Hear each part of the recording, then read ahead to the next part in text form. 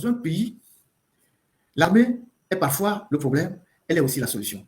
Elle est le problème, mais elle sera plus tard, en tout cas une partie de l'armée, la solution. C'est la seule institution organisée dans un pays. Quand tout va dans n'importe quel sens, c'est eux seuls qui ont les moyens de mettre de l'ordre. C'est le chef d'état-major de l'armée népalaise qui a pris les dispositions et il a mis de l'ordre. Donc, toutes les agitations que nous faisons là, avec des gens qui se bagarrent, moi je vais être ceci demain, je vais être ça demain, quand les Togolais auront les moyens de mettre fin au système de Faure Gnassingbé, l'armée que nous voyons là, c'est elle. Si ça va dans tous les sens, c'est elle qui mettra l'ordre. Après, elle engagera des discussions avec les forces vives pour s'entendre sur une transition avec une figure qui va piloter la transition et les objectifs de la transition. C'est ce qui vient de se passer au Népal. Ça ne sort pas c'est quelque chose d'historique. C'est une constance de l'histoire. C'est vrai que quand on a une armée comme celle du Togo avec des officiers qui sont très intégrés à des familles qui sont plus loyaux à des familles qu'à des institutions, c'est normal que des gens se posent des questions. Mais ces officiers qui sont loyaux à une famille plutôt qu'à des institutions ne sont pas en réalité représentatifs de toute l'armée. L'armée, c'est un tout. Les militaires sont formés pour être les garants et la stabilité d'un pays. C'est ce qu'ils reçoivent dans leur formation. Il advient que parfois certains vont dans tous les sens. Mais au moment où le pays se retrouvera dans une situation de rupture, c'est la seule institution qui intervient et qui essaie de remettre de l'ordre pour que les choses puissent avancer. La seule prière que nous aurons à faire un jour au Togo, c'est que quand ce moment viendra, que ce soit des officiers patriotes, des officiers visionnaires, des gens qui sont d'une certaine intégrité et qui comprennent la nécessité de remettre ce pays sur les rails, qui prennent le pouvoir et ouvrent la transition. Parce qu'il y a des risques aussi que le pays tombe dans les mains des soudards. Genre ce qu'on a connu en Guinée-Conakry avec les Dadis Camara, des gens, des soudards qui tombent comme un cheveu dans la soupe et qui pensent que qui font des interviews dans leur chambre. Des soudards populistes. Ça peut aussi arriver. Donc, notre seule prière quand ce moment va arriver, c'est de prier que des officiers patriotes, valeureux, puissent basculer du côté du peuple et ouvrent la voie à une transition. Et ça aussi, c'est un travail qu'il faut faire. Il ne faut pas le dire comme ça, comme je le dis ou comme je l'analyse. Il y a toujours des gens dans l'armée. Il y a des gens dans l'armée. On peut toujours parler avec les gens dans l'armée. Les militaires sont des Togolais. Donc, c'est des choses qu'il faut préparer. C'est des choses qu'il faut préparer. Il ne faut pas attendre que ça vous arrive. Et si vous croisez les bras pour que ça vous arrive, ça va vous surprendre. Un petit malin, c'est pas caporal chef, je ne sais pas quoi, qui porte les lunettes noires, va débarquer un matin, et puis voilà, comme le coproduit de Botswana, il va mettre ses pieds sur les institutions de la République, et puis il va dire, c'est moi ou c'est personne. Il faut prier que quand ce moment viendra, que ce soit des officiers valeureux qui mettent de l'ordre et qui engagent des discussions avec le peuple pour trouver un consensus pour faire avancer le pays. Donc, c'est la leçon qu'il faut tirer du Népal. Je l'avais déjà dit. J'ai vu certaines personnes qui m'ont insulté, tout ça là. Je ne sais pas quelle est la solution magique qu'ils ont. L'armée, elle est ce qu'elle est. Elle sera, au Togo, dans le cadre du Togo, elle sera la prochaine institution qu'il faudra reformer. Le plus grand défi que nous aurons au Togo demain, quand les Gnassingbé ne seront pas là, c'est la réforme de l'armée. Ce n'est pas les institutions politiques. Hein. Les institutions politiques, on peut les mettre en place au bout de 3 mois, de 2 mois de discussion. Mais le plus grand danger que nous avons dans ce pays, c'est l'armée. De par sa composition, de par la manière dont elle a fonctionné depuis 60 ans, de par tout ce que vous savez de cette armée-là. C'est la plus grande réforme qu'on aura à faire au Togo quand les Gnassingbé ne seront pas. C'est l'armée. La rendre républicaine, la rendre représentative de tout le pays. C'est ça la plus grande réforme. Et cette réforme-là va susciter des résistances. Il y a des gens qui seront contre. Et ces gens-là vont réagir. Donc, ce n'est pas une question de courir pour dire demain, il y a peut-être le pouvoir, je vais aller m'asseoir dans un fauteuil présidentiel. Non. Ce qui attend le Togo, c'est plus compliqué que ça. C'est plus compliqué. C'est la plus grande réforme qu'il faudra faire de notre Togo pour stabiliser le pays, pour permettre au pays de fonctionner normalement. C'est la réforme de l'armée. Vous connaissez la composition actuelle de l'armée togolaise, je ne vais pas rentrer dans les détails. Il faudra la réformer et la rendre républicaine. Parce que Eyadema avait conçu l'armée à son image. Eyadema a fait de l'armée un gros problème pour le pays. Il faudra déyadémaïser l'armée togolaise. C'est l'expression. Il faudra déyadémaïser l'armée togolaise. Il faudra faire en sorte que le militaire, quand il est recruté, qu'il ne pense pas qu'il est redevable à une famille, à un clan, à une ethnie. Et c'est le plus grand défi qui nous attend demain. Sinon, les institutions politiques, le modèle politique, si on va dans une salle en 3 mois, 2 mois, on peut sortir une institution politique. Hein. Si on veut le régime présidentiel, si on veut le régime semi-présidentiel, si on veut le régime parlementaire, on peut régler ça entre les politiques. Mais le plus grand danger, c'est l'armée.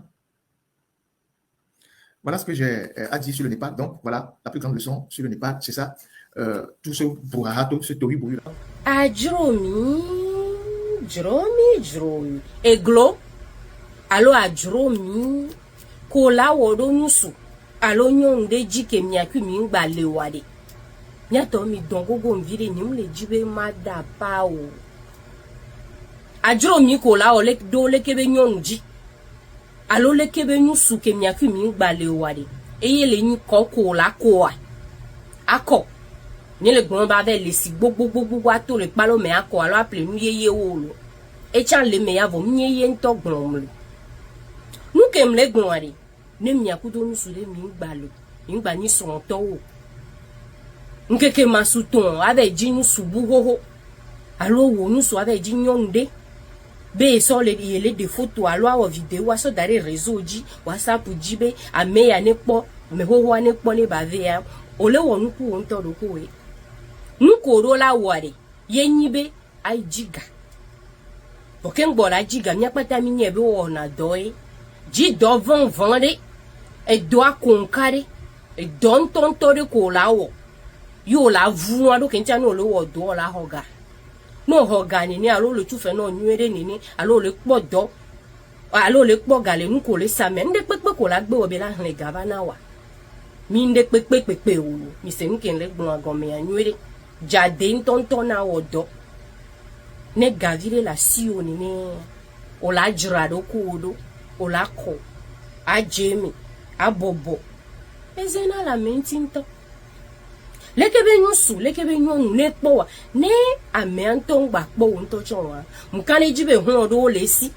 amedo jesi mi amevea leko trodo ola ve tuene leko va le nywedodo agbaze meya le dazono wa metianto le poser a udodo meku nu pata lekebe nyusu alo lekebe nyonu ela no te alovi ela no vebe yoa enunto egbledo gbe na yedoku elekea ela no ve ne neji ne hia be amumu la amumu solo so amumu don kume na mi akwa janvier ke gbe o ve jinyo nubu alo ve jinu subu wa ne o la wa jro mi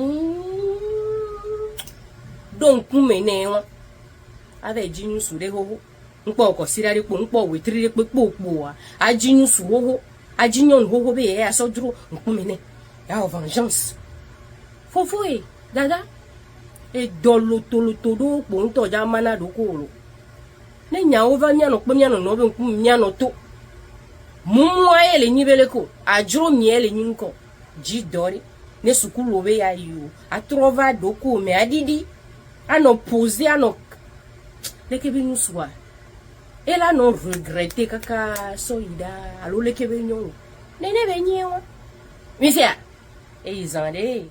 Le ministère des Armées a rendu public lundi la liste des candidats admis au concours d'entrée à l'École nationale des sous-officiers de Temedja, en Sauté, pour le cycle académique 2025 à 2027. Ils sont au total 233 à être retenus pour le début de la formation. Dans un communiqué officiel, l'armée togolaise a précisé que les lauréats sont convoqués à partir du mercredi 17 septembre 2025, dès 06 heures, à l'état-major général pour les formalités administratives. Cette étape marque le dernier jalon avant leur intégration effective dans l'une des écoles de formation les plus stratégiques du pays. L'Ansauté, située à Temedja, est connue pour son exigence et pour le rôle central qu'elle joue dans la formation des sous-officiers destinés à rejoindre les différents corps des FAT.